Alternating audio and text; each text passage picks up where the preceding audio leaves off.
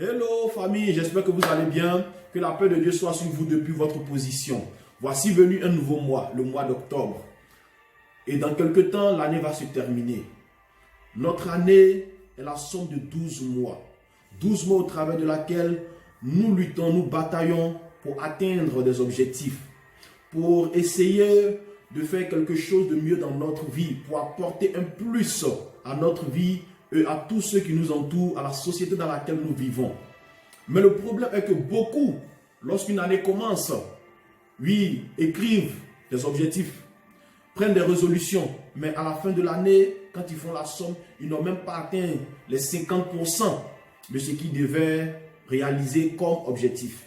Ils n'ont même pas pu réaliser 80%, d'autres n'ont même pas pu réaliser 10%.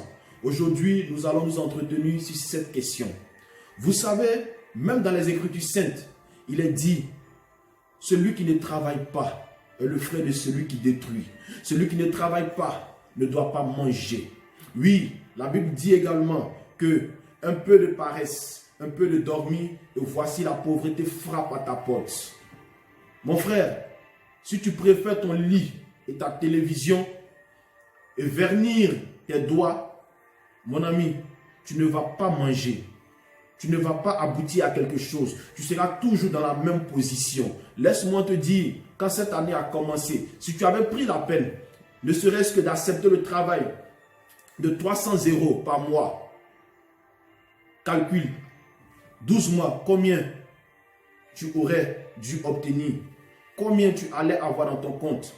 Tu es peut-être quelque part sur une terre étrangère ou même dans ton pays natal.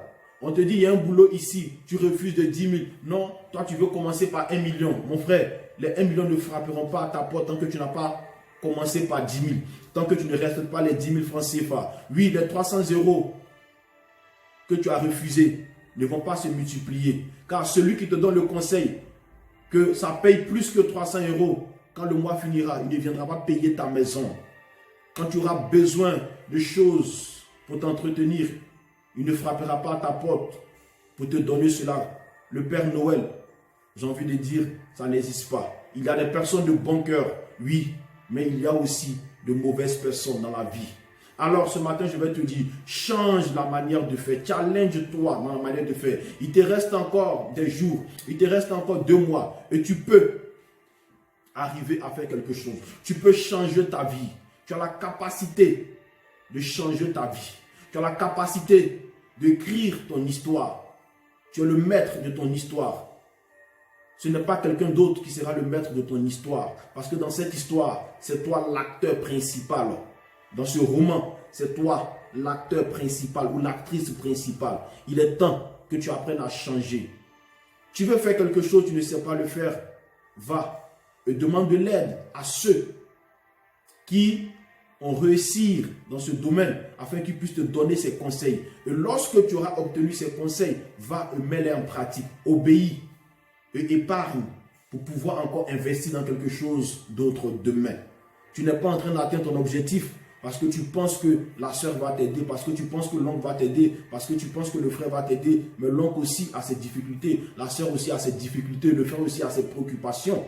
Alors, c'est son droit de te dire non et c'est ton devoir à toi d'accepter ce non-là et de ne pas prendre ça en mal.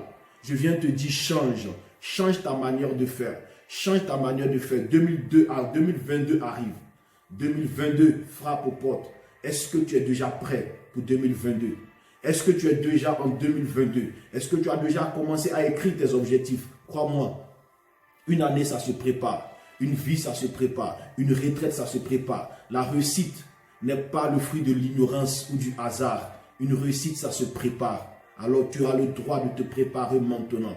Tu as le droit de te préparer maintenant. Tu as le droit de te préparer maintenant. Il est temps, mon frère.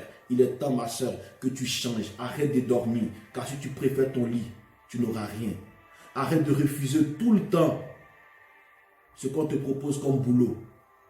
Car même les Écritures saintes nous enseignent. Dieu aime le cœur reconnaissant. Dieu aime les faibles commencements. Alors commence petit et tu vas monter. C'est lorsque tu vas accepter le petit boulot de 300 euros, qu'on verra ta compétence, qu'on verra tout ce que tu as, on te dira, ok, elle ne mérite pas 300 euros, il ne mérite pas 300 euros, il mérite 500, il mérite 800, il mérite 1000, 1500, 10 000, 20 000, 1 million. Oui, mon frère. Alors famille, je vais terminer ce message en te disant ceci. Une année improvisée est égale à une année d'échec. Il faut préparer ton année. Tu as encore le temps de te rattraper ces temps qui restent, ces mois qui restent et de faire quelque chose de bien dans cette année 2021. Et tu as également la capacité et le devoir te revient, la volonté t'appartient de prendre les choses en main pour que 2022 soit une année différente de 2021, une année différente de 2020. Laisse-moi te dire une chose, les sacrifices d'aujourd'hui sont des investissements pour demain.